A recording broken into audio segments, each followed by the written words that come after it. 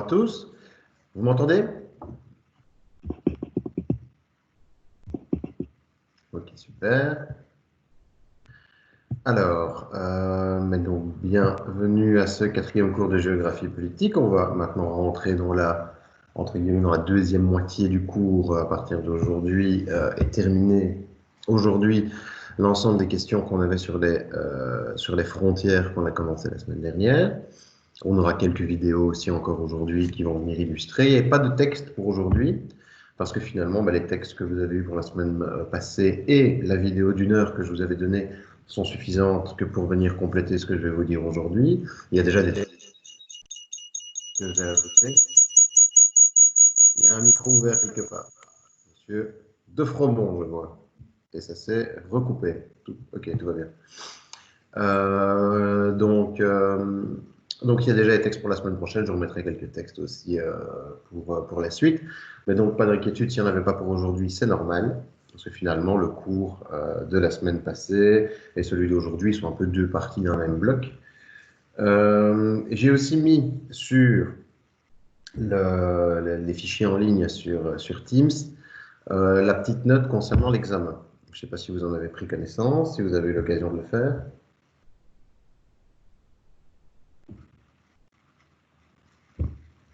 Donc ceux qui ne l'ont pas fait, allez voir. La note est dans les supports de cours. Donc elle est dans les supports de cours avec les slides des différents cours, avec les PowerPoint. Alors simplement, ça me permet de vous donner en fait l'organisation pratique de l'examen. Je vais le répéter rapidement pour que vous y voyez clair. Comme ça, si vous avez des questions, vous pouvez me les poser tout de suite. De manière très simple, donc il y a un horaire qui a été établi par les délégués. Donc, a priori, tout le monde a dû pouvoir trouver une place maintenant, que ce soit donc pour le mois de juin, donc à l'une des deux dates qu'on a prévues en juin. Vous vous présentez évidemment sur Teams au moment donc un peu avant, 5 minutes avant votre horaire de passage, et puis je vous inviterai à chaque fois à une discussion. Donc à ce moment-là, on fera ça à chaque fois, moi et un étudiant à la fois. Pas de temps de préparation, mais examen à cours ouvert qui commence finalement par la question que vous avez eu l'occasion de préparer. Cette question que vous avez eu l'occasion de préparer est sur 5 points. Puis, je vous pose deux autres questions, deux autres grosses questions de manière aléatoire qui sont aussi sur 5 points. Puis, vous avez la discussion générale que nous, on va avoir sur des détails, sur le fait de pouvoir rebondir sur tel ou tel élément d'actualité, qui compte aussi sur 5 points, ce qui fait un total de 20. Pour la question que vous pouvez préparer, donc ça, je vous ai détaillé un peu les choses dans le petit document. De manière tout à fait simple, il y a une thématique pour préparer cette question. La thématique, c'est la géographie politique face à des crises. C'est un élément d'actualité qui est intéressant et qui vous permet finalement de rebondir sur toute une série de crises et de les mettre en relation avec tous les concepts qu'on a vus au cours, que ce soit l'État, les entités fédérées, les frontières, et tout ce qu'on va seulement encore voir, les capitales, les pôles, les réseaux. Tout ça vous permet finalement de mettre en lumière une crise, quelle qu'elle soit. Ça peut être le Covid-19 qu'on vit actuellement, ça peut être des crises historiques, que ce soit des guerres, que ce soit des crises internes à des pays, que ce soit donc un peu toute crise que vous pouvez envisager. La chute du mur de Berlin, par exemple, une crise pétrolière spécifique, un conflit entre deux pays spécifiques quelque part dans le monde, tout peut être envisagé en termes de crise à partir du moment où vous mettez ça en lumière avec des concepts qu'on a vus. Ça va? Je vais vous donner quelques exemples. Vous préparez un document de 2 pages maximum, donc interligne 1,15, Tinium roman 12, que vous m'envoyez par mail, pas forcément avant, parce que je ne vais pas le lire avant. L'objectif, c'est que vous puissiez le présenter. C'est comme ça qu'on va commencer l'examen. Vous me présentez donc votre petit travail, et puis après, on enchaîne sur les questions. Donc, si le travail est bien réalisé, c'est déjà 5 points de gagné, fondamentalement. Donc c'est presque cadeau si jamais les choses sont bien réalisées pour commencer. Puis après, on enchaîne sur la discussion et sur 2 questions fondamentales complémentaires, ce qui nous amène à la note globale. Donc vous me l'envoyez comme ça, moi je l'ai sous la main, ce qui me permet ensuite de revenir dessus pour affiner votre code si besoin, mais c'est vraiment pour voir un peu comment vous avez fonctionné, mais ce sera a posteriori, donc c'est pas utile de me l'envoyer avant, envoyez-le moi pour le jour de l'examen, c'est largement suffisant.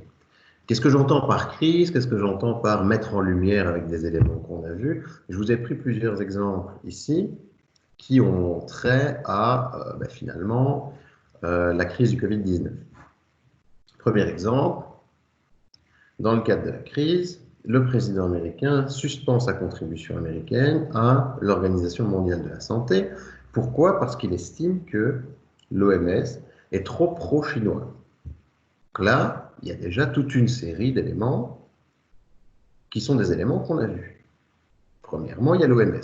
L'OMS, c'est quoi? Ça reste une organisation internationale intergouvernementale. Vous pouvez déjà l'étudier. Vous pouvez mettre en relation les contributions des États à une OIG. Vous pouvez mettre en relation une crise qui se passe entre deux États avec l'OIG au milieu. Les États-Unis d'un côté, la Chine de l'autre côté.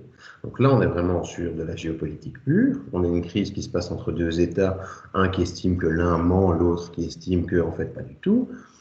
L'OMS et sa position par rapport à la crise du Covid-19 et la relation entre les États et cette crise. De manière tout à fait évidente, la contribution américaine qui est la plus importante, c'est la première contribution au monde pour l'OMS, va créer un problème si elle s'arrête effectivement. Donc c'est déjà quelque chose de particulièrement intéressant à étudier. Et là, on est au niveau macro, au niveau planétaire. On peut prendre un autre exemple, qui est celui de la colère dans le cadre de la crise du Covid-19 de régions françaises par rapport à l'État français. Là, ça étudie quoi? Toute une série de concepts qu'on a vus. Les États unitaires, très centralisés, avec le pouvoir de décision au centre, comme on l'a vu en France. Et finalement, quelle place des régions pour ces États-là? Les régions qui, aujourd'hui, se considèrent, en tout cas dans un certain nombre de régions en France qui sont très touchées par le Covid-19, considèrent qu'elles ne sont pas suffisamment aidées par l'État. Il faut aussi remettre ça dans le contexte de présidentielles qui vont arriver aussi très très bientôt en France. C'est particulièrement intéressant de mettre en relation finalement les relations, c'est le cas de le dire, entre l'État unitaire et les différentes régions de France. Et là, on réinterroge aussi toute une série de concepts qu'on a vus. Autre exemple, les frontières de Schengen. On va voir aujourd'hui, ça c'est dans ce qu'on va voir aujourd'hui, on est en plein dans les frontières, on va voir des frontières type frontières de Schengen, à savoir des frontières qui sont tout à fait diluées, qui n'existent plus, des frontières qu'on appelle transparentes, parce que l'espace Schengen est un espace tout à fait ouvert. Cependant, on sait que l'espace Schengen prévoit la possibilité, en cas de crise, de refermer ces frontières, donc de revenir en arrière, et c'est tout à fait ce qui se passe. Et donc c'est intéressant de pouvoir en interroger les conséquences de cette remise finalement en état de frontières qui n'avait plus lieu d'exister depuis 25 ans. Et donc voilà, toute une série d'exemples. Après, ça pourrait être les modifications intervenues dans un pays spécifique. Je ne sais pas, prenons l'Allemagne de l'Est, l'Allemagne de l'Ouest après la chute du mur de Berlin. Il y a 1000 questions à se poser. Donc là, vous pouvez choisir les questions que vous voulez vous poser, les questions que... Donc voilà, en reprenant un élément historique basé sur une crise, mais vous relisez cet élément historique en utilisant des concepts qu'on a vus et en utilisant le cours. Est-ce que c'est suffisamment clair? Si j'ai pris 3 exemples Covid-19 parce que c'est l'actualité.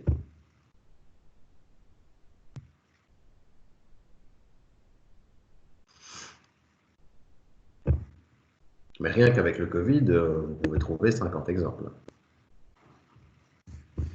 Si vous interrogez le Conseil national de sécurité chez nous, c'est tout à fait intéressant de voir, vous pouvez faire une comparaison entre comment fonctionne la prise de décision dans un État unitaire tel que la France et un État fédéral tel que la Belgique par rapport à la crise du Covid-19. Ça, c'est intéressant aussi.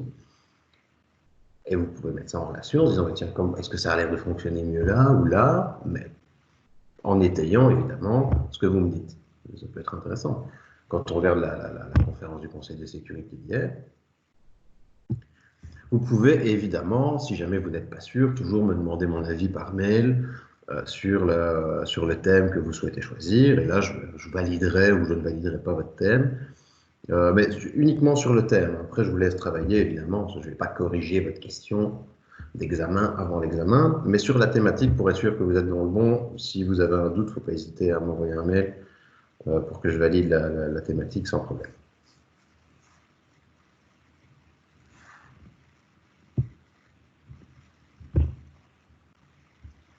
S'il y a des questions d'éclaircissement, c'est le moment.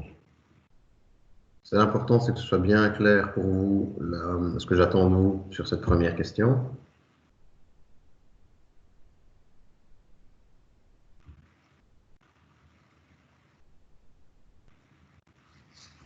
Et de là, quand vous aurez fini de me présenter, moi je vais vous poser une série de questions.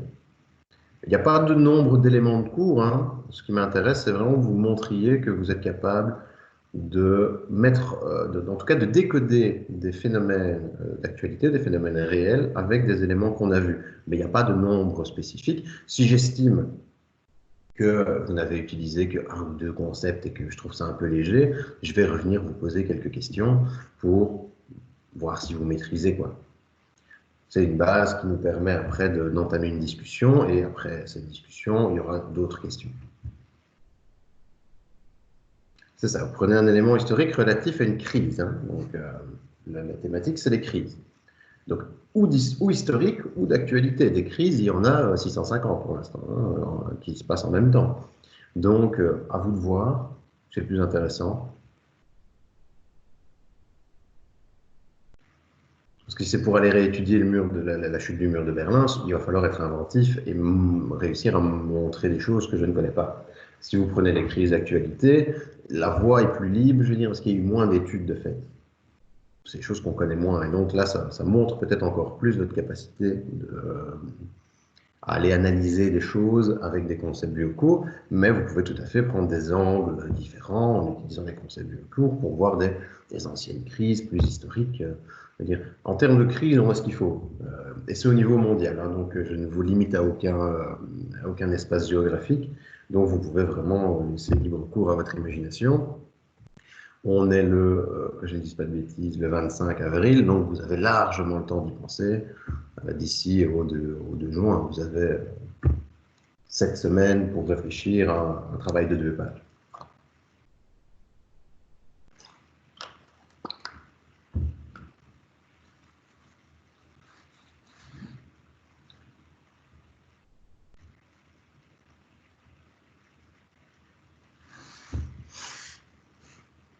Ok, on est OK avec ça? A priori, il n'y a plus de questions.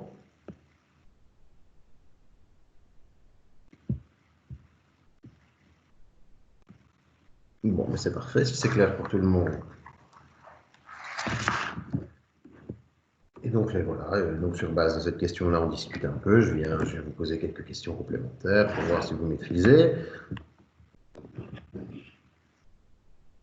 Bon, c'est un travail de 2 pages, hein, donc il y a une structure évidemment qui est commune à tout type de travaux, mais concrètement, ce que j'attends, c'est que vous me présentiez la crise ou l'élément de crise qui vous intéresse, parce que bon, la chute du mur de Berlin, de manière générale, c'est beaucoup trop vaste. Il va falloir aller étudier quelque chose, présenter ce que vous voulez étudier, puis vous mettez puis vous l'analysez avec les concepts du cours. C'est plutôt ça. Mais intro, corps, conclusion sur 2 pages, oui, il y a toujours intro, corps, conclusion, parce que c'est une suite logique. Mais je veux dire, je ne veux pas quelque chose de trop formel. L'objectif, c'est vraiment qu'il y ait une présentation orale. Donc, fondamentalement, tant que c'est clair pour vous, après, vous me remettez simplement un petit document écrit pour que moi, je l'ai sous la main. Si j'ai un doute sur votre cote, je vais aller voir dans votre travail, voir comment vous l'avez construit. Mais sinon, fondamentalement, c'est vraiment pour moi, par après, revenir sur votre travail s'il y a besoin et que je l'ai sous la main. Si pas, on est vraiment sur une dynamique orale. C'est un examen oral. L'idée, c'est vraiment que vous me montriez que vous puissiez appliquer les concepts vus et que vous ayez un peu de temps pour le faire à domicile, que je ne vous demande pas de le faire comme ça en direct. Donc en gros, ben voilà, c'est une question que vous pouvez préparer. Donc concrètement, si tout se passe bien, c'est 5 points bonus pour commencer.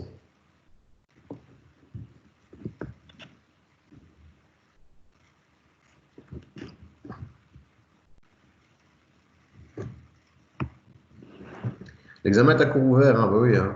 Non, je ne vais pas commencer à vous interdire d'ouvrir un document Word en même temps que la page Teams. Je ne peux de toute façon pas le faire. Donc à distance, c'est impossible de faire un examen à cours fermé. Donc l'examen est à cours ouvert. Donc attendez-vous à des questions qui seront plus des questions de réflexion que des questions de restitution. Ça, c'est évident.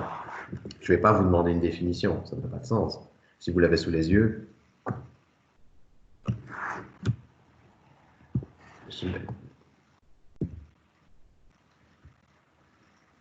ben, il n'y a pas d'utilité du cours ouvert, c'est juste que vous n'êtes pas obligé d'annoncer bêtement des définitions que je vais vous demander de me restituer. De toute façon, je ne le fais pas parce que je trouve que ça n'a aucun intérêt.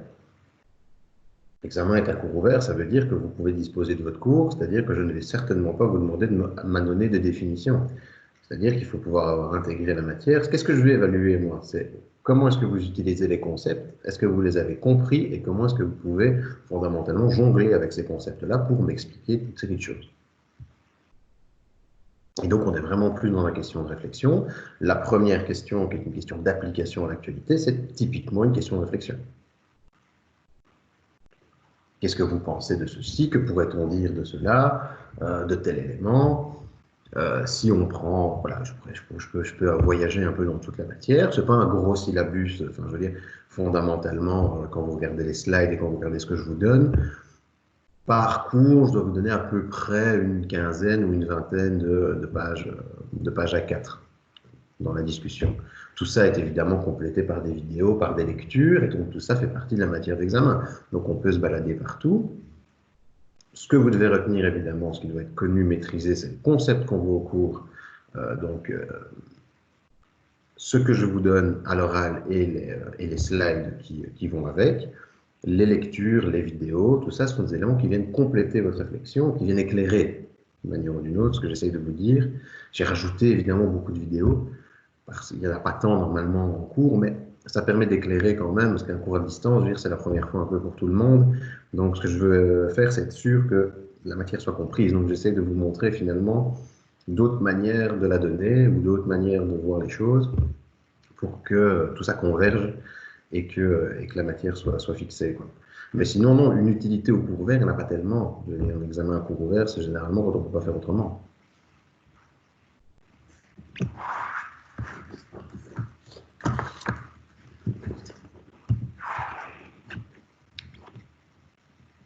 C'est-à-dire, concrètement, même si l'examen était à cours ouvert et qu'on était face à face dans le cadre d'un examen oral normal, vous n'allez pas commencer à les chipoter dans votre cours.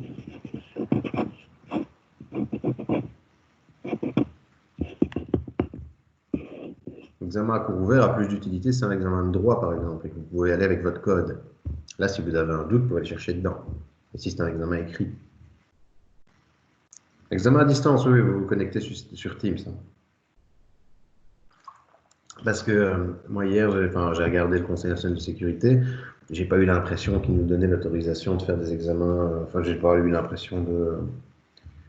Non pas parler de ça, mais a priori, en tout cas, c'est ce qui est recommandé par l'université. Bon, ouais, non.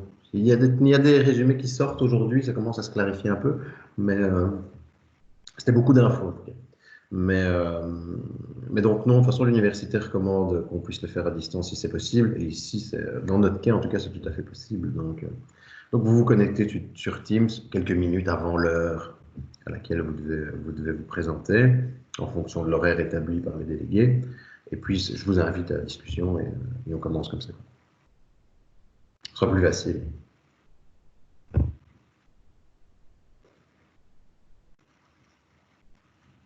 Bon, bah, si tout le monde est au clair avec tout ça,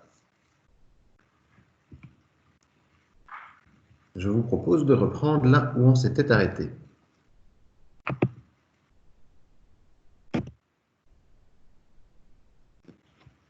Si on a des problèmes de connexion, bah, je ne sais pas, vous avez souvent des problèmes de connexion, c'est ennuyeux.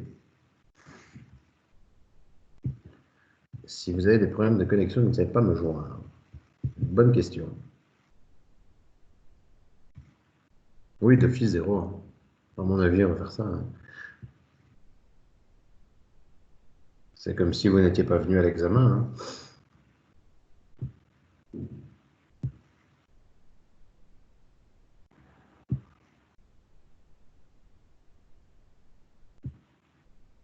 Oui, je déconne, évidemment. Donc, si vous aviez vraiment un problème de connexion, je ne sais pas si ça, en plus, ça peut arriver, comme une panne de Wi-Fi chez vous ou quoi que ce soit.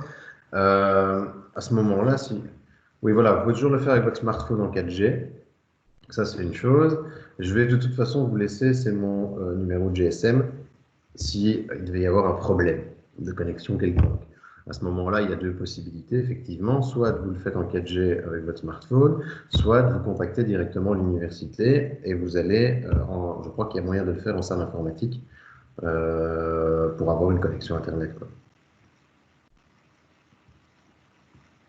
Ouais, mais je ne savais pas que vous avez eu un problème de connexion. Après, c'est potentiel. J'imagine que vous avez toutes et tous une connexion Internet vu que vous suivez le cours à distance, mais c'est vrai qu'on n'est pas à l'abri d'un problème technique, comme on n'est pas à l'abri d'une panne de voiture si vous deviez vous déplacer jusqu'à l'université pour venir à l'examen oral. Donc là, évidemment, il y a toujours moyen de s'organiser. J'ai déjà eu des étudiants en retard, des étudiants en panne, des étudiants... Oui, voilà, mais dans le pire des cas, vous m'envoyez... S'il y a une catastrophe, ou vous m'appelez, vous m'envoyez un SMS, je vous laisserai mon numéro de GSM à tous et on trouvera une solution d'une manière ou d'une autre, quitte à ce que vous basculiez sur la date d'après si jamais vraiment, si c'est le 2 et si c'est le 18, il faudrait trouver une solution le 18.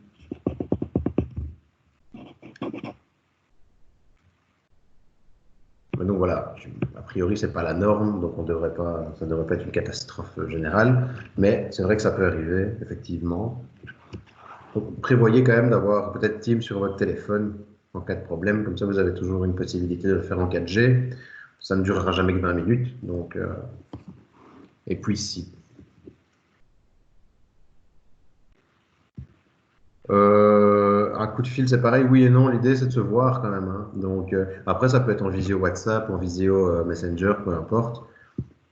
Mais il faudrait quand même qu'on ait une petite discussion face à face, quoi. Donc, tant qu'il y a de la vidéo, je veux dire, moi, l'application qu'on utilise, peu importe, hein. Teams, c'est bien, je trouve que c'est pratique. Je trouve que c'est bien fait. Mais il y en a d'autres. Donc le plan B, pensez à un plan B téléphone en cas de problème avec votre PC ou votre connexion à votre domicile. Et si pas, je pense que le service informatique est quand même hyper réactif depuis le début, donc je pense qu'ils peuvent même nous trouver des solutions, quoi.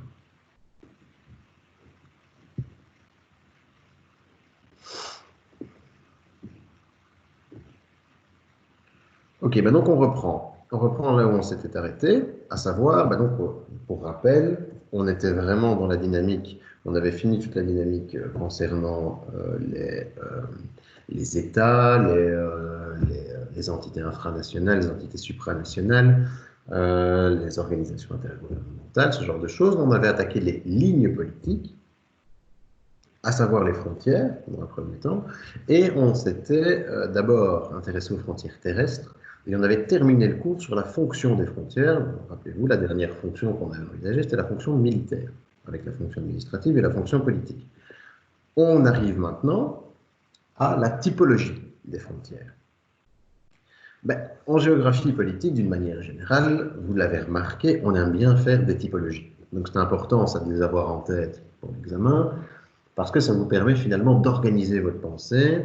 Les géographes sont de grands typologues, et donc on aime bien faire des types d'États, des types d'à peu près tout, mais il y a également ici des typologies de frontières. Alors on considère qu'il existe 3 types de frontières qui sont classées différemment. Elles sont classées par rapport à leur morphologie, c'est-à-dire est-ce que c'est une frontière naturelle ou une frontière artificielle. Elles sont également classées par rapport à leur perméabilité. Est-ce qu'on est face à une frontière qui est opaque, qui est ce qu'on va appeler diaphane ou qui est transparente? Je vais revenir sur ces notions.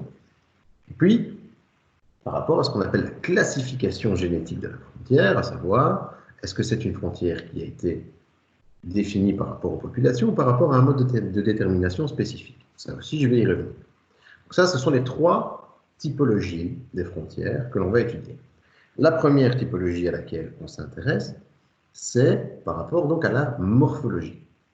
C'est-à-dire qu'on va décrire finalement le support de la frontière qui permet de la définir. Elle oppose comme je vous disais, deux types de frontières, des frontières dites naturelles à des frontières dites artificielles. Alors, la frontière naturelle, dans un premier temps, elle peut sembler indiscutable a priori, mais ce n'est pas toujours le cas. Une frontière naturelle, ça peut être, donc de manière tout à fait évidente, une frontière qui est basée sur une montagne, par exemple, qui est basée sur un fleuve. Là, on va considérer qu'on est face à une frontière qui est naturelle et donc qui marque une limite entre, ici toujours, terrestre, entre deux États. On prend l'exemple ici des Pyrénées, que vous aurez reconnu, qui forment la frontière entre la France et l'Espagne. On pourrait considérer que voilà, c'est une frontière qui est indiscutable parce qu'elle suit la ligne de crête de la montagne, ce qu'on appelle la ligne de crête. Mais dans la pratique, les choses sont régulièrement beaucoup plus compliquées. Parce qu'ici, la ligne de crête de la montagne, entre la France et l'Espagne, est loin d'être la seule chose qui est suivie. Donc on ne suit pas exactement la montagne pour définir la frontière entre la France et l'Espagne. Il y a d'ailleurs un traité des Pyrénées en 1659 qui a fixé la limite définitive. Ici, on reste bien dans les frontières terrestres. On est toujours dans les frontières terrestres. On arrivera après aux frontières maritimes et aux frontières aériennes également, aux frontières spatiales, une série de frontières. Mais là, on est dans les frontières terrestres. Donc, comme vous pouvez le constater avec les petits cercles rouges, l'Espagne déborde régulièrement du côté français, donc sur le versant nord, comme dans la vallée de la Haute-Garonne par exemple, et la France déborde également sur le versant sud, toute une série de reprises, et donc sur le versant sud. Donc on voit qu'il y a toute une série de discordances entre la position de la frontière franco-espagnole naturelle, savoir si on suivait concrètement la ligne de la montagne, et la frontière qui a finalement été négociée. Qu'est-ce que ça nous dit?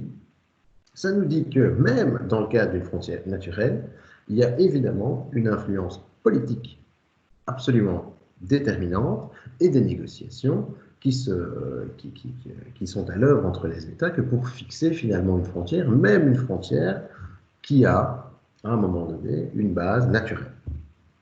Donc c'est important à avoir en tête. Donc là, on est sur un élément montagneux, on peut prendre d'autres exemples, un élément hydrographique, à savoir un fleuve.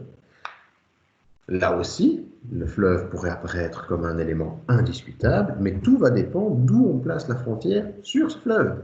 Parce que un fleuve, ça peut être très très large, et donc qu'est-ce qui appartient à quel pays? Ça, généralement, pose toute une série de problèmes entre États voisins pour fixer définitivement la frontière. Généralement, la limite, elle correspond à ce qu'on appelle le talweg, c'est-à-dire une ligne qui joint les points les plus bas dans la vallée. On reprend cet exemple-ci entre l'Iran et l'Irak à Chott al-Arab, que vous voyez ici encerclé tout en bas de la carte. Là aussi, on a une frontière qui est a priori, apparemment, naturelle, mais ça a été un objet de conflit jusqu'à ce que la ligne de frontière, finalement, soit fixée définitivement en 1990, donc pas si longtemps que ça. C'est un fleuve qui, vous le voyez, mesure plus de 200 km, va finalement se jeter dans le golfe arabo-persique, qui sert finalement de support tout en bas ici, vous le voyez, vraiment en bas de la ligne rouge. La fin de la frontière Iran-Irak, c'est ce fleuve. Mais on a eu 10 ans de guerre, 1 million de morts pour arriver à une délimitation qui correspondait à ce à quoi elle correspond aujourd'hui en 1990. Donc, c'est parfois l'objet, ce que je veux vous dire au travers de ça, c'est que même une frontière s'appuyant sur un élément naturel peut être l'objet de discussions et de négociations politiques ou de conflits géopolitiques, comme c'est le cas ici. Bon, la frontière peut être naturelle, on l'a dit, elle peut être artificielle. Quand elle est artificielle, elle se base quand même sur quelque chose. Soit elle se base sur des éléments astronomiques, donc là, on a la frontière, en tout cas une partie de la frontière entre les USA et le Canada, qui sont séparés par quoi? Par le 49e parallèle. Donc là, on a un élément astronomique, tout à fait concret, qui vient séparer deux États. Ça peut également être, ben voilà, si on prend la frontière entre le Soudan et l'Égypte, par exemple, ils sont séparés par le 22e degré de latitude. Les frontières peuvent également être géométriques. Là, ici, c'est très très clair. Les frontières septentrionales du Niger et du Mali, pardon, donc les frontières septentrionales des frontières qui sont ici, que vous voyez en haut, correspondent en fait à des lignes droites, pour faire très simple. Donc là, on s'est basé sur des éléments tout à fait géographiques pour en faire le découpage. On peut se demander si ces frontières artificielles ne sont pas celles qui finalement ont le moins de signification socioculturelle et peuvent diviser des peuples. Si on prend l'exemple du Kurdistan, ben, on se rend compte fondamentalement que on va diviser des peuples, on va diviser des aires socioculturelles parce qu'on va faire intervenir finalement des frontières qui ne sont basées sur aucun élément préalable. Il n'y a pas une chaîne de montagne, il n'y a pas un fleuve, il n'y a pas une logique socioculturelle pour diviser certains États. Si on prend l'exemple kurde, vous voyez en rose les zones kurdes, ben, la zone kurde au milieu, elle est quand même séparée effectivement par 4 pays différents, 5 si on compte l'Arménie.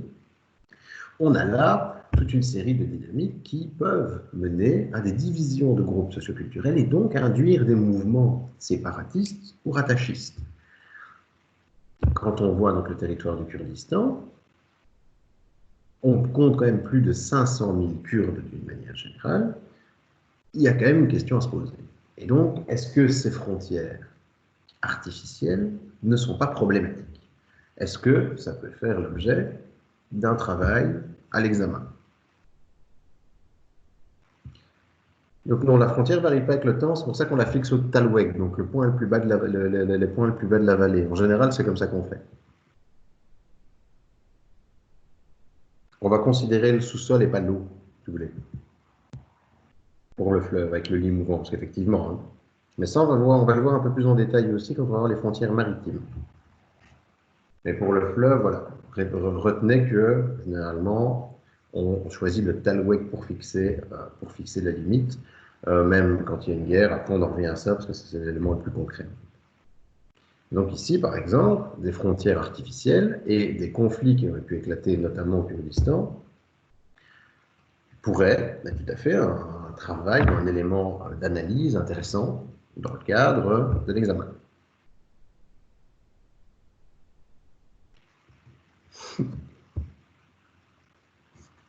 Talweg, je vais vous l'écrire.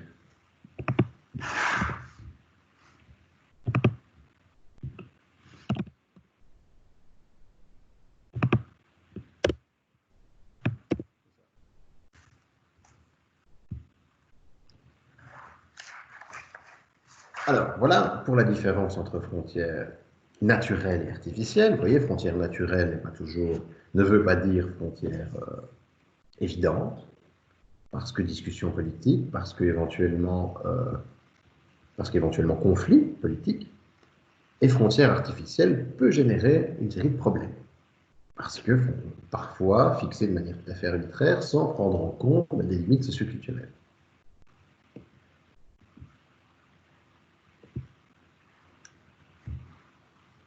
On a évidemment d'autres types de typologies, artificielles, naturelles, mais on peut classer les frontières selon leur degré de perméabilité.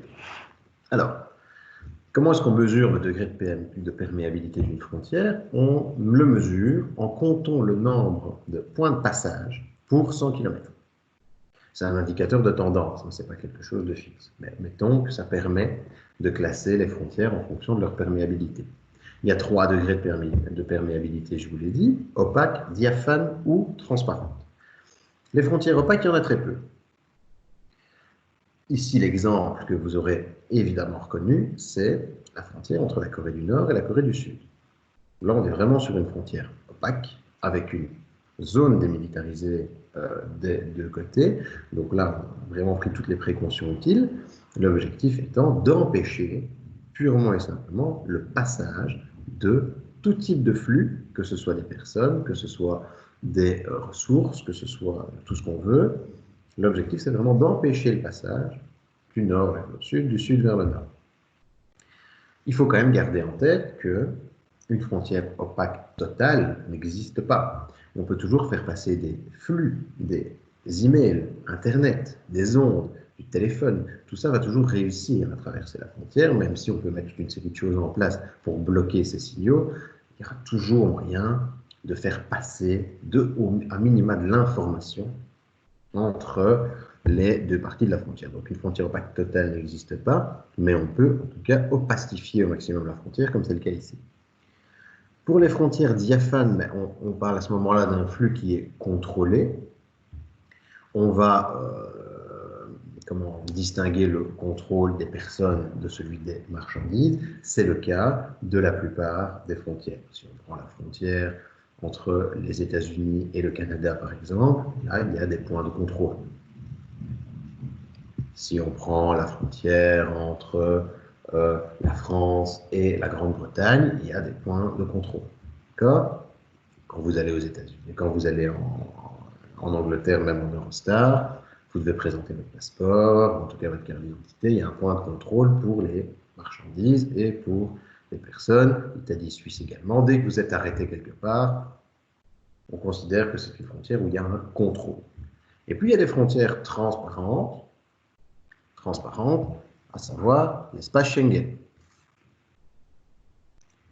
C'est un exemple intéressant parce que là, il n'y a aucun obstacle au flux par une absence totale de contrôle. Quand vous passez de Belgique en France, de France en Belgique, si ce n'est tomber sur la douane volante et ne pas avoir de chance, il n'y a pas de contrôle des flux de marchandises, de ce que vous avez dans votre coffre, ni de contrôle de vous-même. Vous pouvez tout à fait vous rendre en France sans passer par un point de contrôle. Pour y aller de Belgique en Slovaquie en traversant 4 pays sans être contrôlé. Si vous tombez sur la douane volante, c'est ce que je disais, si vous n'avez pas de chance, le champagne, ça marche aussi. Donc, vous n'êtes pas censé en ramener plus que X, mais encore faut-il qu'il y ait un contrôle. Parce qu'il n'y a pas de point de contrôle fixe, donc on considère que la frontière elle-même est transparente. Ça, je pense que c'est un sport national, de ramener du champagne de Reims en Belgique. Mais donc là, vous êtes contrôlé par la douane volante, pas forcément la frontière. Donc, la frontière en elle-même est transparente. Il faut quand même garder en tête que cette frontière peut être réactivée. Et on est dans ce cas-là aujourd'hui. Assez important à garder en tête. On est dans le cas d'une crise où on va réactiver ces frontières. On ne peut plus aujourd'hui se rendre en France sans une bonne raison. Il y a des contrôles, on a des amendes. Et idem dans l'autre sens, les Français qui venaient chercher une cigarette en Belgique, ce n'est pas un déplacement essentiel, donc il y a des amendes à la clé avec des contrôles qui ont été réinstallés. C'est important de l'avoir en tête. Ça va ? Cette échelle de perméabilité, elle renvoie quand même à des réalités qui sont très variables, finalement. Parce que la perméabilité, elle peut varier pour un État. Suivant une dyade, on peut tout à fait considérer à un moment donné qu'il y a une perméabilité unilatérale. Regardez dans le cadre de la crise, quand on a réactivé les frontières, on avait réactivé les frontières en Belgique avant les Pays-Bas. Ce qui veut dire que les Hollandais ne pouvaient pas venir en Belgique, mais les Belges pouvaient tout à fait se rendre aux Pays-Bas. Et donc là, on avait une opacité de la frontière qui était finalement, qui n'était pas la même d'un côté ou de l'autre de la frontière. Il faut réfléchir à la nature des flux. Les flux financiers sont très peu gênés par les frontières, d'une manière générale. On peut donc conclure d'une manière tout à fait générale, pour cette typologie particulière, que l'opacité des frontières, on peut faire des classements généraux, mais en analysant plus finement, on va toujours trouver des nuances. Mais si on regarde d'une manière générale, on pourrait conclure à une disparition, ou en tout cas un effacement des frontières. Surtout de notre point de vue européen, on est de moins en moins gêné par les contrôles aux frontières, et on pourrait conclure à ça, et on aurait tout à fait tort de conclure à un effacement de la frontière. La mondialisation n'est pas un simple effacement des frontières. En Amérique du Nord, par exemple, depuis le 11 septembre, on a vu un renforcement spectaculaire des inspections frontières. Je ne sais pas si certains d'entre vous avaient eu l'opportunité de se rendre aux États-Unis avant 2001 et après, et si vous avez pu comparer le mécanisme de contrôle entre ces deux périodes de temps, c'est assez spectaculaire. Comment on est passé de contrôles tout à fait routiniers à des contrôles beaucoup plus drastiques. Donc, conclure un effacement des frontières serait largement prématuré. Et dans le cadre de la crise Covid aujourd'hui, on se rend compte que les frontières sont toujours là. Elles sont toujours réactivables en cas de crise, en cas de besoin.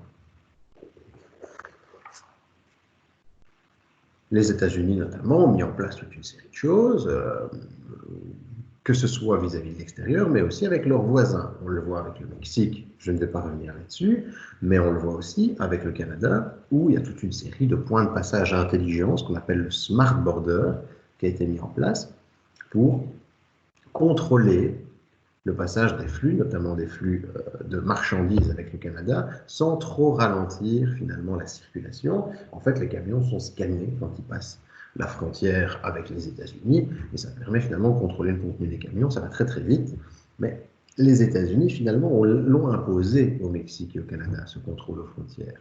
C'est assez évident, parce que quand on a des pays comme ça qui sont dans des interdépendances, dans des dynamiques d'interdépendance asymétriques, ils peuvent imposer finalement la réintroduction ou la désintroduction de frontières avec leurs voisins. Le commerce extérieur des USA vers le Canada, c'est 25%. Mais du Canada vers les USA, c'est 87%. Pour le Mexique, c'est pareil. Le Mexique exporte, les États-Unis exportent au Mexique à peu près 25% de leur production. Le Mexique, c'est plus de 80% aux États-Unis. Donc finalement, ils n'ont pas le choix, Canada et le Mexique. Leur partenaire commercial principal, c'est les États-Unis. Donc les États-Unis peuvent finalement imposer un petit peu ce qu'ils veulent aux frontières. Donc la question des perméabilités des frontières, elle est aussi économique et elle est stratégique. On a vu qu'elle était politique, cette question. Comment est-ce qu'on peut fixer à un moment donné, soit en discutant, soit au travers d'une crise, comment est-ce que finalement une frontière devient opaque, devient plus transparente? L'espace Schengen, c'est une décision politique, mais ça peut aussi être une décision économique, ça peut être aussi une décision ethnique, ça peut être une décision stratégique. Le mur qui est construit avec le Mexique, ça vaut la peine de l'analyser, d'analyser finalement cette décision. Est-ce que c'est une décision qui est intelligente? Est-ce que c'est une décision qui est purement politique et électorale? On pourrait avancer des arguments dans ce sens-là. On pourrait se dire, est-ce que c'est une décision économique? Parce que ça relance une production sur le territoire américain. Est-ce que c'est une décision qui a un intérêt quelconque? Est-ce qu'on a vu une diminution de l'immigration clandestine? Puis, on pourrait étudier la frontière entre les États-Unis et le Canada en se demandant finalement quels sont les impacts de Smart Border d'une manière générale. Donc, toutes ces questions-là, finalement, vous devez vous les poser et les mettre en lumière des éléments qu'on voit au cours. C'est un peu ça que j'essaye c'est ce vers quoi j'essaye de vous amener en tout cas. On est toujours dans nos classifications. On a fait la classification par rapport donc, à la morphologie, la classification par rapport à l'opacité de la frontière. Enfin, classification génétique. C'est-à-dire, finalement, là, on interroge un peu plus le processus de formation de la frontière. Ça va? Alors, si on regarde par rapport aux populations,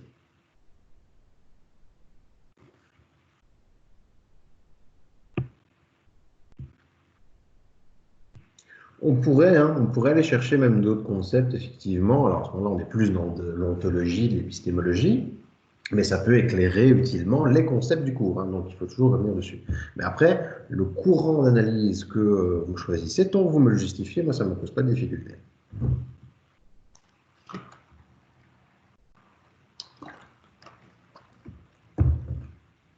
Ça va?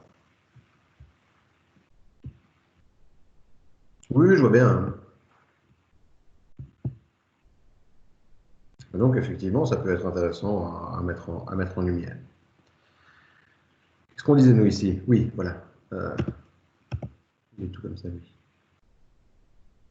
Et je dis donc, dernière typologie, si on regarde par rapport aux populations, il y a trois possibilités. Qu'est-ce que j'entends par rapport aux populations? C'est-à-dire que on fait un lien à ce moment-là entre frontières et peuplement. Est-ce que, trois possibilités, la frontière a été fixée avant l'occupation humaine? Il y a un cas célèbre, c'est le traité de Tordesillas en 1494, qui va fixer les frontières du continent américain avant même que le continent soit complètement peuplé. C'est très très rare. Est-ce que les frontières sont contemporaines, donc en même temps que l'arrivée des hommes? Et là, c'est l'exemple que vous avez ici, c'est les frontières finalement sud de la Russie en Sibérie, où c'est vraiment le peuplement par les populations russes qui ont été de plus en plus loin en Sibérie, qui a repoussé les frontières jusqu'à ce qu'on arrive finalement au bout de la Sibérie et qu'on fixe les frontières. Donc là, on est dans une dynamique où les frontières sont contemporaines de l'occupation humaine, mais antécédentes et contemporaines, ces deux exemples, ce sont des exemples, vous l'avez compris, qui sont très très rares. D'une manière tout à fait générale, on a fixé les frontières après l'arrivée humaine. Et donc ce mode de classification, je vous le présente parce qu'il existe, mais c'est un mode de classification qui ne sert pas à grand-chose, parce que finalement, on ne peut pas faire de typologie sur cette base, parce que quasiment toutes les frontières rentrent dans la dernière catégorie. Donc, je vous le présente, vous l'avez en tête, vous avez en tout cas les deux exceptions en tête, savoir l'Amérique et la Russie, et en tout cas les frontières sibériennes pour les dynamiques antécédentes et contemporaines, mais d'une manière générale, c'est subséquent.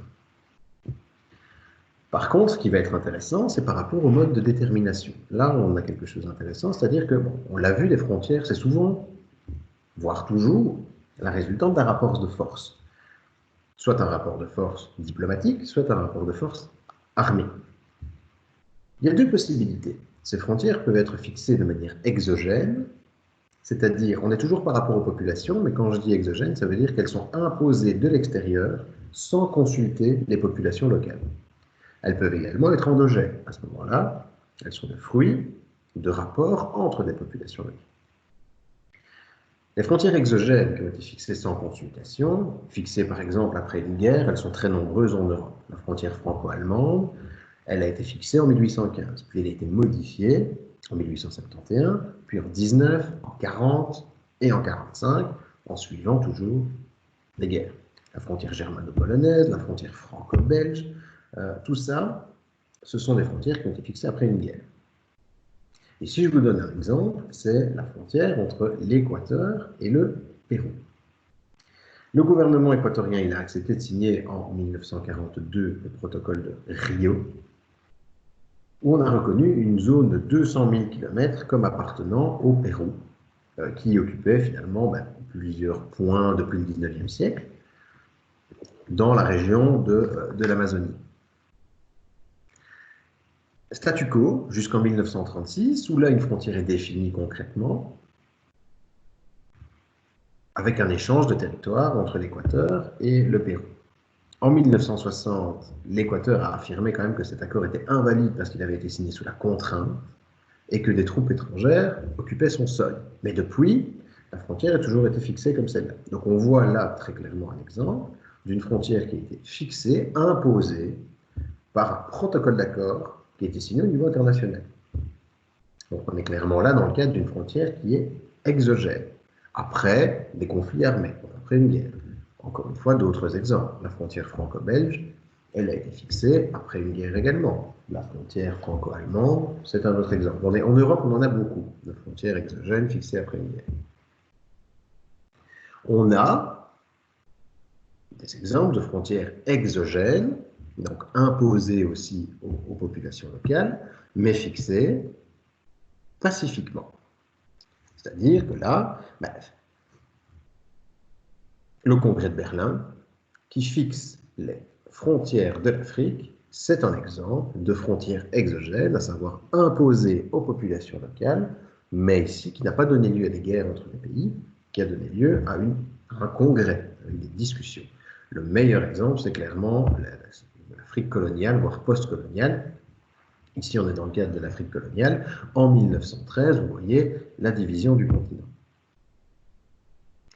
On a une petite vidéo, je pense, je ne dis pas de bêtises, qui explique finalement cette dynamique de frontières imposées. donc de frontières exogènes. Je ne sais pas si on va pouvoir la lire directement ici, je ne pense pas, donc je vais aller la chercher de l'autre côté. J'ai déjà fait.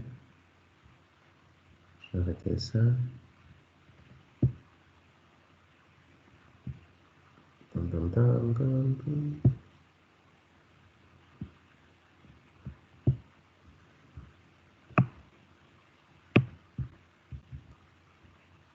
Voilà.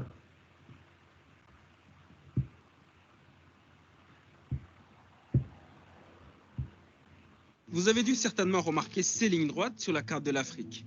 Et vous vous êtes peut-être déjà demandé comment se fait-il que des frontières géographiques puissent être aussi droites? Eh bien, la réponse est toute simple. On a pris une règle, on a pris un crayon et on a tiré des traits.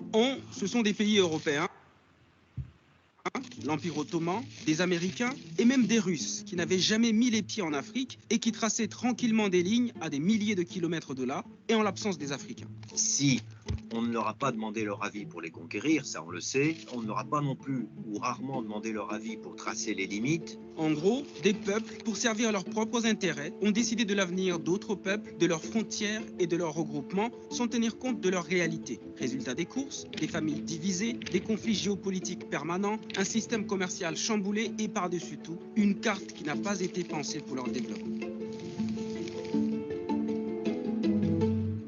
Pour mieux comprendre, il faut revenir 134 ans en arrière. Afin d'éviter tout conflit, les grandes puissances coloniales se réunissent à Berlin de novembre 1884 à février 1885. Elles se partagent l'Afrique en fixant certaines règles. Et parmi ces règles, une toute simple. Toute puissance dite civilisée disposant d'un point d'appui sur la côte africaine avait le droit de pénétrer à l'intérieur du continent jusqu'à ce qu'elle rencontre une autre puissance dite civilisée.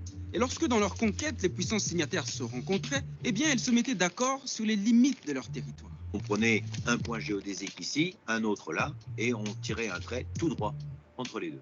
Et tant pis si la ligne passe au-dessus de votre champ ou de votre propriété. Elle devenait la propriété de la puissance civilisatrice. D'ailleurs, ces propos de Lord Salisbury, Premier ministre de Grande-Bretagne à l'époque, se passent de tout commentaire.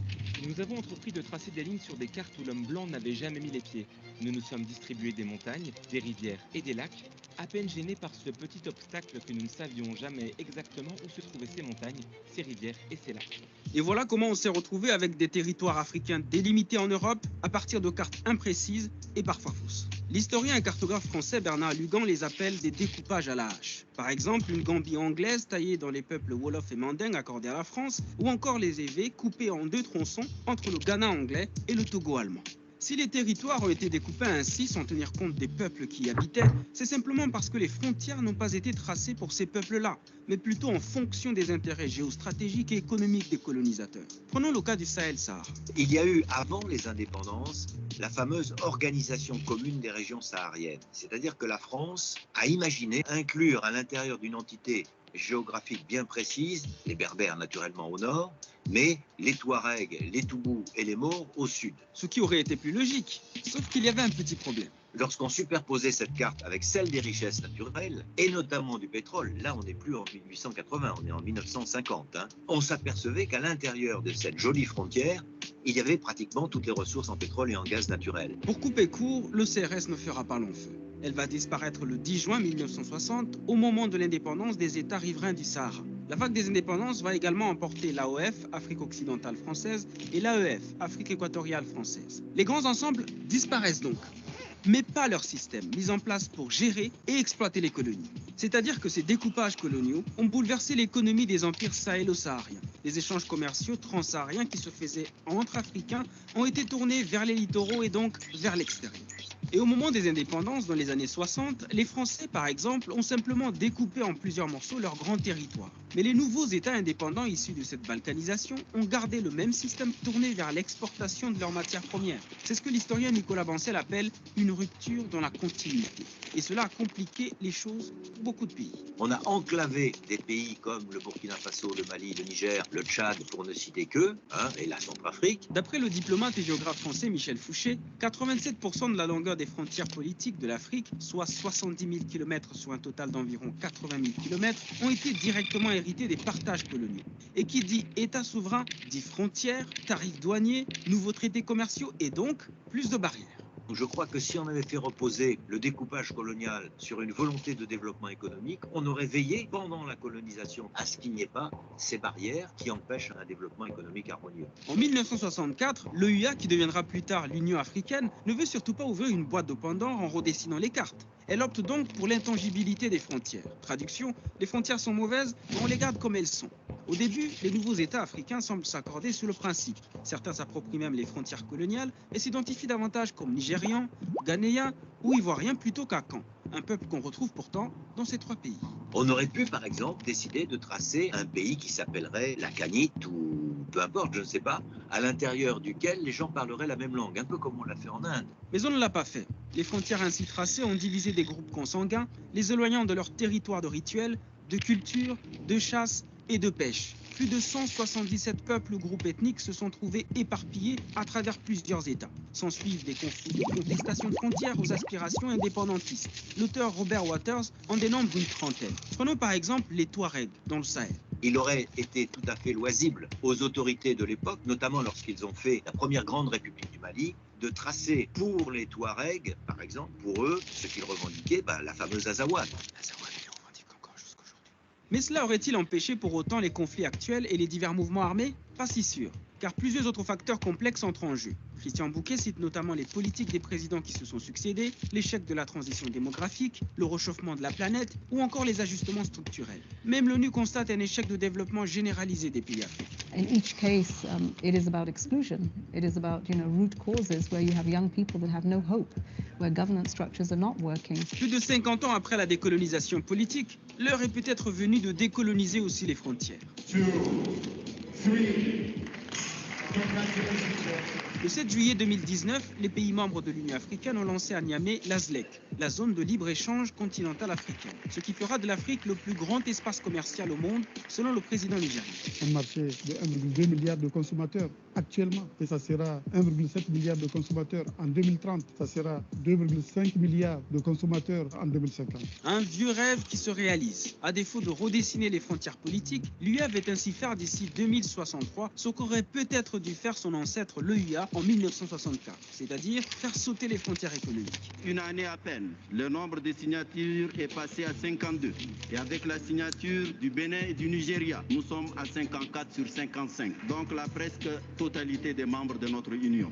Mais signer des accords, c'est une chose. Les ratifier en est une autre. Et surtout, les appliquer sur le terrain, voilà le plus grand challenge. Ce serait un autre débat, la ZLEC, mais là, si vous me permettez, on n'est pas sorti de l'auberge. Mais c'est un pas tout de même. Et certains chefs d'État, comme le président rwandais Paul Kagame, y croient plus que jamais. We are going to deal with these problems effectively until we work together, because some of the problems cross borders. And we encourage and subscribe to regional integration and continental integration.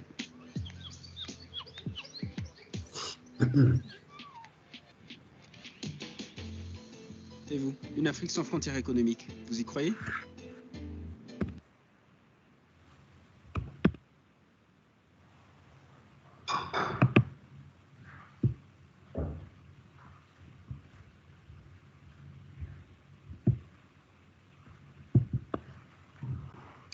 Voilà, on revient par ici. Vous avez entendu, c'est particulièrement intéressant parce que ça met en lumière plusieurs choses. D'un côté, on est toujours donc dans notre typologie des frontières ici, donc qu'on va considérer comme étant exogènes, mais des frontières qui ont été fixées, donc imposées de manière pacifique. Mais ça utilise aussi toute une série d'autres concepts qu'on a déjà vus, que ce soit l'enclavement, que ce soit aussi des rapports entre pays colonisés et pays coloniaux. Donc ça permet quand même d'avoir une idée. Bon, après, il faut évidemment replacer le sens dans un contexte historique, mais bon, ça... Vous l'avez, je l'ai téléchargé, donc je vous ai mis le PowerPoint est déjà sur votre... dans les fichiers accessibles, donc là, la vidéo est dedans.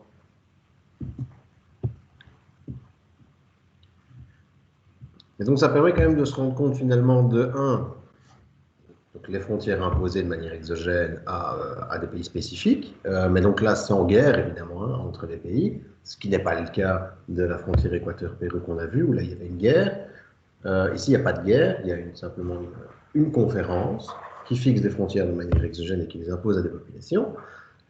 On est dans une dynamique aussi où on a des dynamiques d'enclavement d'État, donc autre concept que nous on a vu, et puis il y a aussi cette dynamique de frontières artificielles, ligne droite, qui pose des problèmes, on l'a vu, en termes de dynamique, en tout cas socio-démographique, ou en tout cas en termes de groupes sociaux à un moment donné qu'on va diviser parce qu'on trace des lignes droites sans tenir compte de la réalité sociologique sur le terrain. Donc, tout ça pose question, tout ça mérite d'être étudié et tout ça peut faire l'objet de travaux aussi. Donc c'est un autre exemple. Mais en tout cas, vous voyez que les concepts, maintenant qu'on arrive dans la moitié du cours, commencent à s'entremêler. En tout cas, on commence à avoir des adéquations entre ces différents concepts. Ça va ?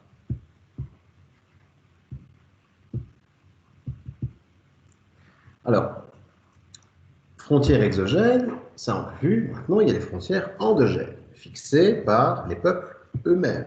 C'est très rare. Ce sont clairement des exceptions, mais ce sont les frontières les plus légitimes, évidemment. Et là, vous avez un exemple particulièrement intéressant, c'est la frontière entre l'Allemagne et le Danemark, où là, on a clairement un référendum d'autodétermination, donc les peuples décident eux-mêmes pour savoir s'ils sont danois ou s'ils sont allemands. Donc là, on ne peut pas être plus légitime en termes de frontières, mais clairement, ce n'est pas la norme. Donc là, on est en 1918, et à un moment donné, se pose la question d'une région spécifique qui s'appelle le Schleswig, qui est une région à ce moment-là qui est toujours allemande, et on se pose la question de savoir, à un moment donné, il avait été question de céder cette région dans son entièreté au Danemark, mais il a finalement été décidé de laisser le choix au peuple, de savoir s'il souhaitait rejoindre le Danemark ou rester en Allemagne. Et ça a donné lieu finalement à la frontière que vous voyez sur le slide. Les États du Nord ont décidé de rejoindre le Danemark, ceux du Sud ont décidé de se placer sous administration allemande. Et donc, ce qu'on a fait, c'est qu'on a créé simplement deux régions différentes et qui ont été rejointes des pays qu'elles avaient souhaité. Donc là, on a une classification qui se fonde sur le niveau de reconnaissance des frontières. Les frontières endogènes étant évidemment les plus légitimes, mais étant les plus rares aussi. Donc ça, c'est pour vous donner finalement une idée des différents types de frontières que l'on peut rencontrer, ou en tout cas, comment on peut classer ces frontières de manière différente. On peut évidemment croiser les typologies. Prenons la frontière danoise, allemande ici. On peut la qualifier de frontière, donc évidemment, c'est une frontière qui est fixée de manière endogène, donc c'est une exception. On peut également considérer que c'est une frontière transparente, espace Schengen oblige, et on peut enfin considérer qu'il s'agit d'une frontière artificielle, parce qu'elle ne s'appuie sur aucun élément spécifique géographique, comme une chaîne de montagnes ou un fleuve, pour être définie. Et donc, vous pouvez évidemment qualifier une frontière comme ça en allant utiliser des éléments dans l'ensemble des typologies. Vous pouvez choisir d'étudier dans votre travail une frontière spécifique et son évolution suite à une crise quelconque. Rappelez-vous bien, la thématique reste la crise. Et donc, c'est quelque chose que vous pouvez faire également. Ça va?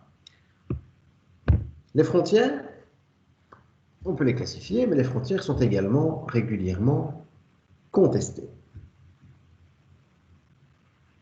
Les frontières, elles sont contestées.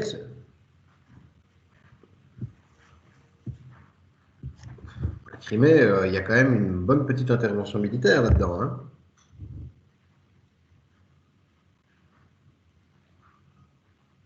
Et puis, est-ce que la Crimée, est-ce qu'on considère que ce sont des frontières? C'est une question à se poser.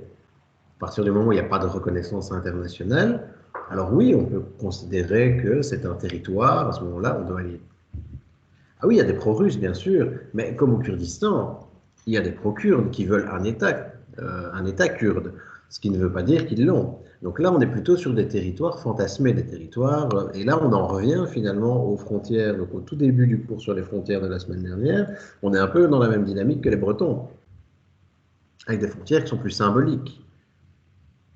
Mais ça s'étudie, hein. La Crimée est un bon cas pour un travail parce qu'il y a clairement une crise. Moi, la Crimée, ça me va. Et après, à vous de voir l'angle que vous prenez. Est-ce que vous vous intéressez au territoire, aux frontières, à l'espace socio-économique qui a trait à cette région du monde, mais ça peut clairement être intéressant parce que ça met en perspective beaucoup d'éléments de géographie politique, mais aussi de géopolitique. Et là aussi, vous pouvez faire la différence entre les éléments de géographie politique, les éléments de géopolitique. On a vu les définitions, donc ça vaut la peine. Il y a 1000 trucs à faire, hein, donc il y a beaucoup plus que pour 2 pages.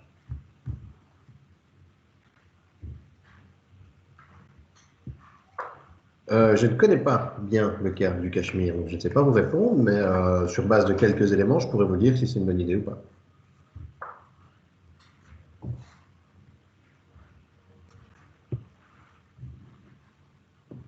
Ça, vous pouvez m'envoyer un mail.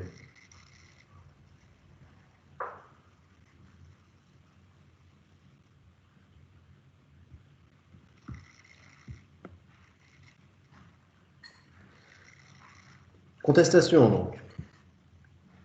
Donc les frontières qui sont contestées, ben, souvent se caractérisent par un accès qui est limité ou interdit. Hein. Donc souvent elles sont surveillées de manière militaire. On prend la frontière de Chypre par exemple, là c'est une frontière qui est clairement contestée, hein, et par les Grecs et par les Turcs. Mais bon, voilà, à un moment donné on a dit partage de frères, mais de nombreuses frontières font l'objet de contestations, de contentieux entre plusieurs États, qui généralement restent juridiques, mais ces contentieux peuvent aussi prendre la forme de guerre. À ce moment-là, c'est la Cour internationale de justice de l'Haye qui est compétente pour trancher ces litiges. Elle résout les frontières, les litiges de frontières entre différents États. Entre le Mali et le Burkina, par exemple, c'est la Cour internationale de justice qui a réglé le problème. On a un exemple ici. Donc, c'est la bande d'Agaché qui finalement a donné lieu à ce qu'on a appelé la guerre de Noël, que vous connaissez sans doute, qui a eu lieu en décembre 85, autour d'une bande de terrain que vous voyez de 255 km de longueur, qui semble dans des relations problématiques au niveau économique entre les deux pays. Et finalement, c'est la Cour internationale de justice qui a tranché le problème, qui a été jugé finalement, ce jugement très satisfaisant par les deux pays. Donc on peut avoir des dynamiques conflictuelles entre des pays sur des frontières, il y en a énormément, elles peuvent donner lieu à des guerres ou être réglées de manière juridique, parce qu'il y a une cour internationale que pour ce faire. Il y a de très très nombreuses frontières qui sont contestées. Il y en a, vous allez en trouver énormément, et donc en termes de crise, ça peut être une bonne source pour vous travailler. Ouzbékistan, Tadjikistan est une, Cameroun, Nigeria en est une autre, Maroc, Algérie est historique, mais c'en est une autre. Donc tout ça vous permet de finalement vous appuyer sur des dynamiques de frontières. Ces frontières terrestres, donc là on en a un peu fait le tour. Qu'est-ce qu'on doit retenir de ces frontières terrestres? Elles ont différentes fonctions. Elles sont de différents types, de différentes formes, mais quoi qu'il arrive, la fixation d'une frontière revêt d'intérêts économiques, d'intérêts stratégiques et d'intérêts politiques. C'est toujours lié, fondamentalement. Et une frontière est mouvante au fil de l'histoire. C'est un élément fixé qu'on étudie à un moment, parce que c'est une photographie. Un excellent exemple, c'est celui de la Pologne. Donc, je vous remontre une vidéo. Je vous avais dit que j'en avais mis quelques-unes.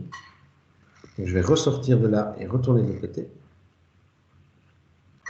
Je vais arrêter cette diapo-ci pour voir plus clair. Ça, j'arrête. Je vous remets une vidéo sur le cas de la Pologne, qui est vraiment particulièrement intéressant. La vidéo, vous l'aurez aussi avec le PowerPoint. Hein. C'est bien de les re-regarder parce que c'est assez intéressant. Je vais aller vous la chercher. Et on en discute après.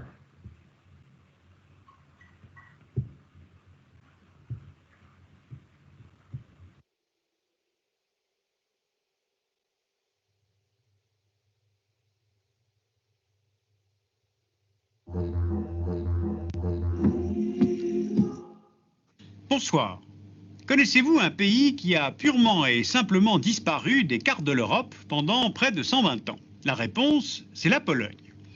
La Pologne, en effet, a connu une très grande instabilité territoriale au cours de son histoire, alors qu'elle est pourtant l'une des plus anciennes nations d'Europe. Donc cette semaine, rappelons quelques étapes de son histoire, et puis la semaine prochaine, nous étudierons sa nouvelle situation dans l'Europe d'aujourd'hui. Nous sommes vers le Xe siècle, en Europe centrale, et 3 tribus de Slaves occidentaux vont être à l'origine du peuple polonais. Les Polanes, qui donneront leur nom au pays, les Wislanes, plus au sud, autour de Cracovie, et les Slezane, en Silésie. Ces 3 tribus se rassemblent sous l'autorité du Polane Mieszko Ier, qui fonde la dynastie des Piast.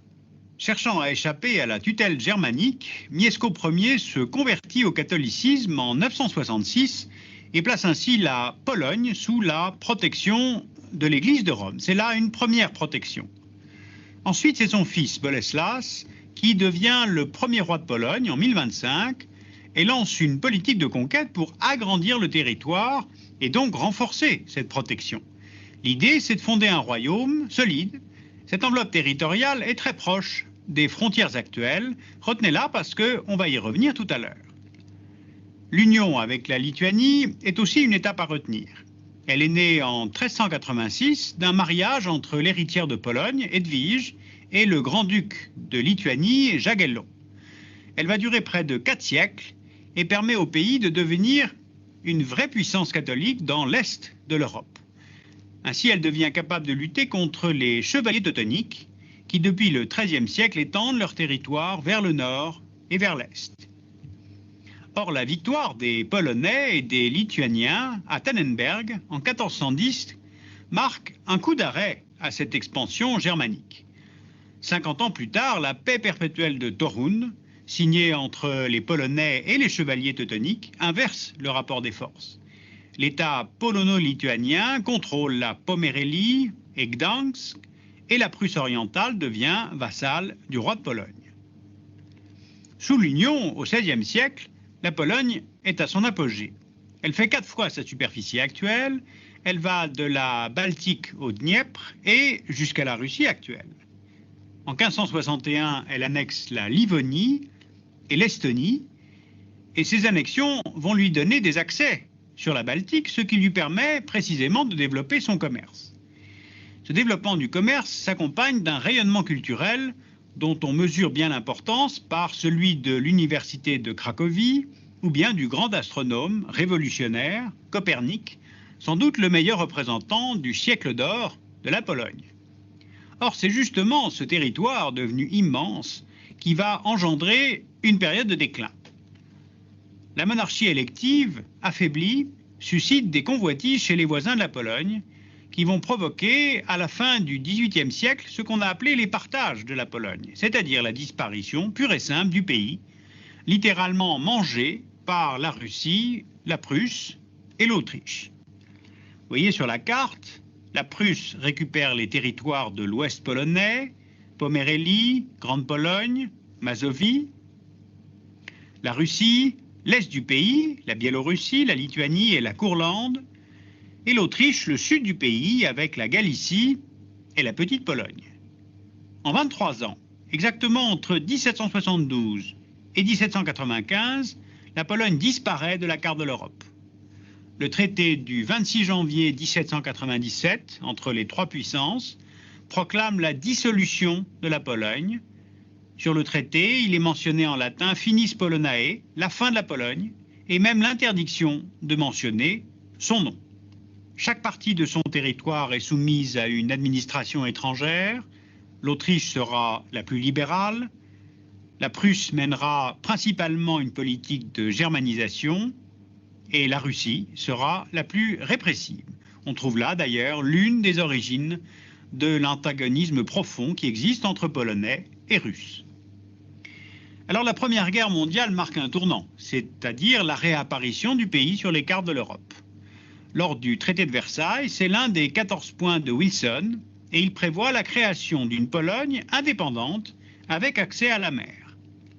À l'ouest, lui sont attribués la Poznanie allemande et le corridor de Danzig, ce qui lui donne effectivement un accès de 70 km à la mer Baltique. Cela satisfait la Pologne, mais mécontente profondément l'Allemagne, qui se retrouve coupée en deux par le corridor de Danzig. À l'est, la Pologne veut récupérer ces territoires d'avant les partages du XVIIIe siècle. Et bien après plusieurs mois de confrontation militaire avec les soviétiques, la frontière orientale de la Pologne est fixée finalement en 1923 à cet endroit-là que vous voyez sur la carte, c'est-à-dire à environ 200 km de la ligne Curzon. Cette Pologne reconstituée a une superficie de 388 000 km², elle compte 27 millions d'habitants, de très nombreuses minorités, qui représentent près de 30% de sa population. Et en plus, elle est entourée de pays hostiles à son existence même. Le célèbre pacte germano-soviétique, qui a été signé en août 1939, contient d'ailleurs un protocole secret qui prévoit à nouveau un partage du pays entre l'Allemagne nazie et la Russie soviétique.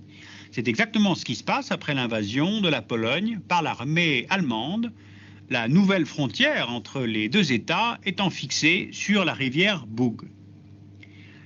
Après la guerre, la conférence de Potsdam va faire réapparaître la Pologne sur la carte de l'Europe. Elle reprend justement une configuration très proche de ce qu'était son territoire il y a 1000 ans, lorsque régnait le roi Boleslas. Et surtout, vous pouvez le constater, en 1945, elle se déplace vers l'ouest. Le pays est reconstitué au profit de l'URSS et au détriment de l'Allemagne vaincue, par l'intégration des territoires allemands situés à l'est de l'Oderneisse. Il faut savoir que 40% du territoire polonais d'aujourd'hui était allemand avant 1945. Et les populations allemandes sont alors expulsées vers l'Allemagne en 1948. La Pologne devient une démocratie populaire en 1952 et subit alors un nouveau type de soumission politique en entrant dans la zone d'influence de l'URSS. L'alliance militaire pro-soviétique devient justement le pacte de Varsovie en 1955 et cet état de souveraineté limitée va durer jusqu'en 1989. Alors l'histoire récente a moins besoin d'être présente sur les cartes parce qu'elle est plus présente dans nos mémoires. Mais le grand basculement de 1989, nous le devons en partie aux Polonais. Je pense au rôle tenu par le syndicat Solidarność, celui tenu par les catholiques, et puis n'oublions pas que le pape de la fin de la guerre froide est un pape polonais.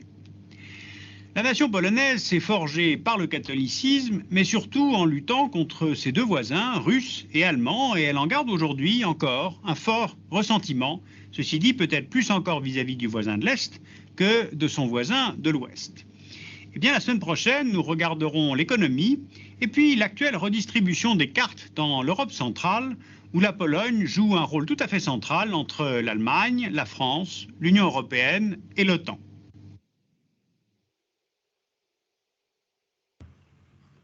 Voilà, particulièrement intéressant aussi de voir la complexité, en tout cas, et la mouvance des frontières au fil de l'histoire. Si on arrive à mettre ça en relation avec des crises, vous pouvez aussi tout à fait étudier ce genre de choses dans votre travail, en tout cas dans votre premier travail et première question. C'est un bon résumé finalement des frontières terrestres et de ce que je voulais vous en dire. On va attaquer maintenant, c'est les frontières maritimes. Je vous propose qu'on s'arrête 10-15 minutes avant d'attaquer les frontières maritimes, aériennes, donc les autres types de frontières que les frontières terrestres. Ça va?